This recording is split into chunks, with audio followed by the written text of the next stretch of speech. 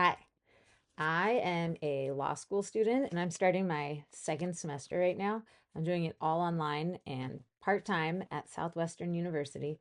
And after I finished my first semester, I still don't know how I did because I haven't gotten my grades back. We'll get them back on January 21st, which is 13 days away. I don't know how I did, but I do know that the way that I studied wasn't the very best way I could possibly do it because I didn't have very much balance and I just spent a ton of time doing every single thing. I'm still wanting to spend a bunch of time, but like I care about other things like being healthy, and I wasn't really doing that. I was staying up super late. And so I watched a video by Marty Sidwell, so much for my recall. But I watched this video by Marty and it has millions of views and it had a lot of good ideas for studying. And so I'm going to try to implement those. And one of the ideas for studying is to practice your ability to explain a concept to somebody else. The gold standard, ideally, would be to have a person to explain it to. And that way you could say things to them and they could say, that doesn't make sense. Can you please explain this to me? And then if you can't explain it, then you know you need to go back and learn more in order to explain it. It's part of the SQ3R, which is survey. You want to survey what you read. You want to ask questions before you read it, and then read it. That's the first R. And when you're reading it, you're going to be looking for the answers to the questions, which makes a lot of sense because when you're looking for an answer, then your brain is more likely to see it, notice it, register it, and remember it than if you're just skimming a whole bunch of information. So I'm going to make the questions. I'm going to survey the reading. It's specifically talking about reading in a textbook, or at least that's what I got out of it.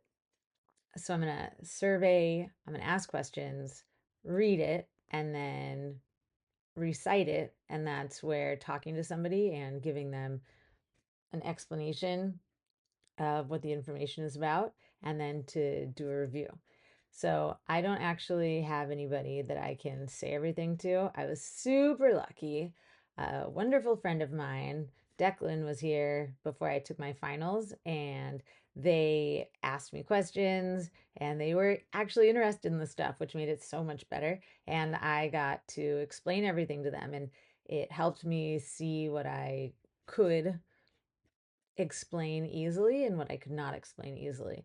And I don't have anybody like that around right now. So I'm going to make this channel, a bunch of recordings. And the fact that it's going to go out to people, I mean, it's going to be available. Who knows if anyone's actually going to watch it?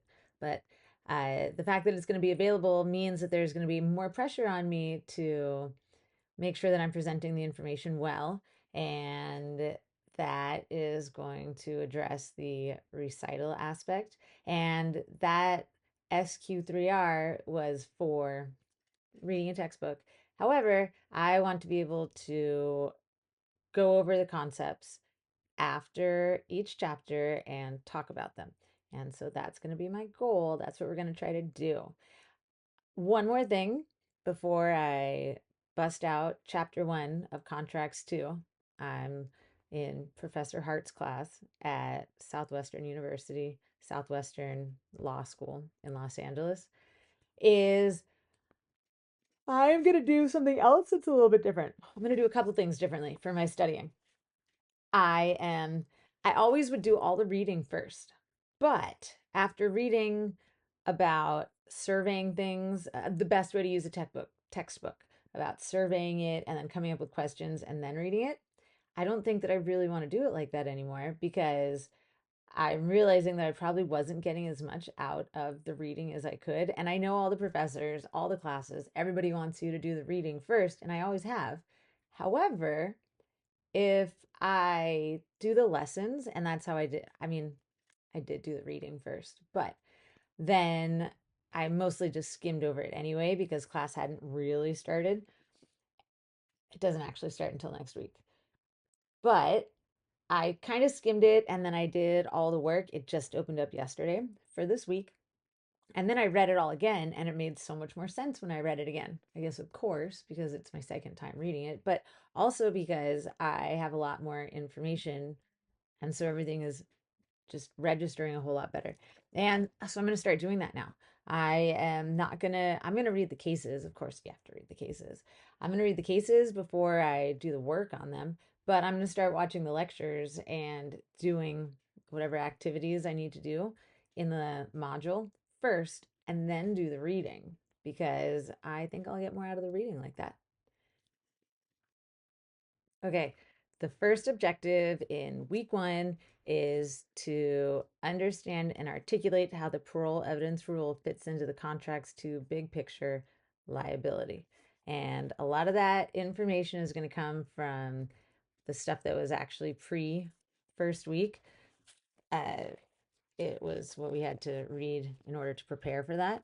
But it was mainly that in the first semester, our first question was, is there a contract? That was about the formation of the contract.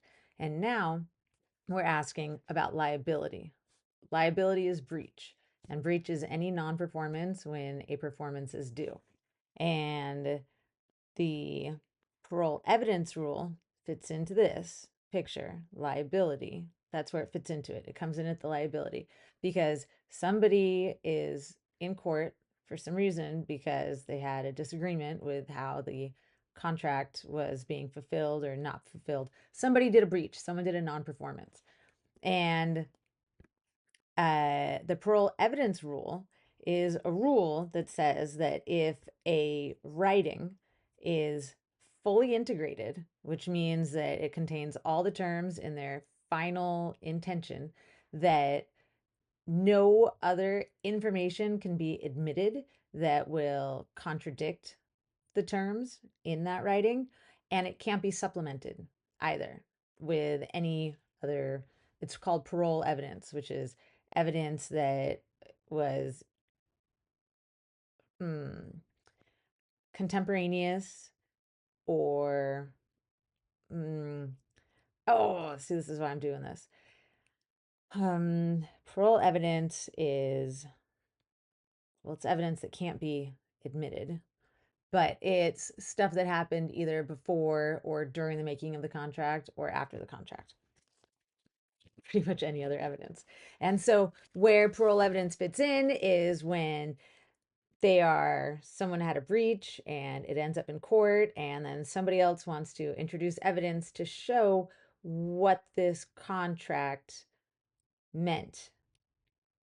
Then the parole evidence rule says, well, if this is fully integrated, if it already has all the information for this contract, then you can't bring any information into it. And even if it's only partially integrated, which means that it only has some terms which are meant to be final, then you can't contradict those terms. If it only has most of the terms, you can't contradict them, but you can supplement them. Okay. Next, identify the triggering facts for any parole evidence rule question. Well, the first question would be,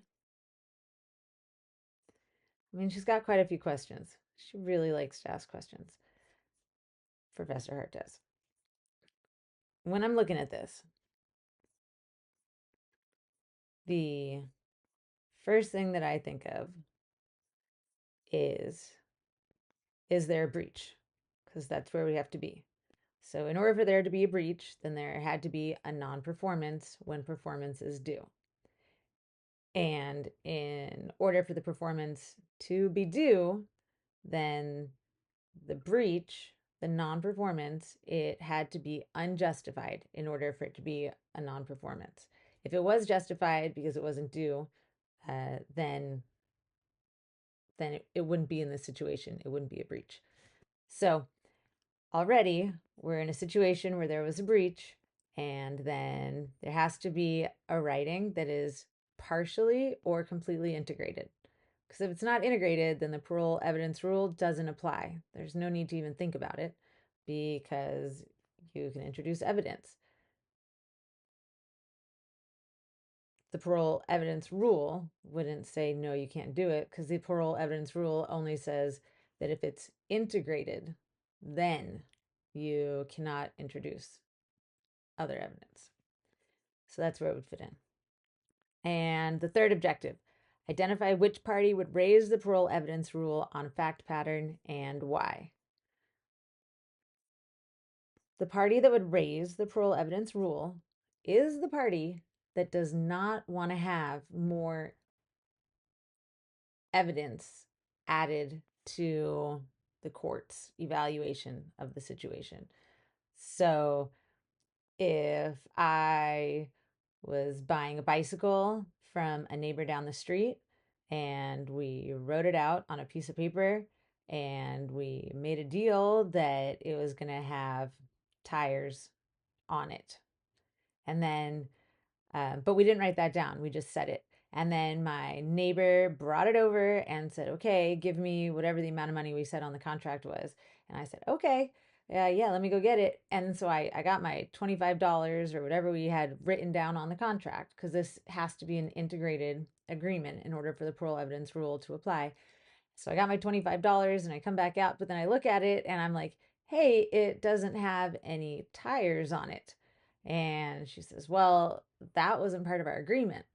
And then I say, well, I'm not going to pay you for that. And she says, well, oh, I'm going to take you to court then.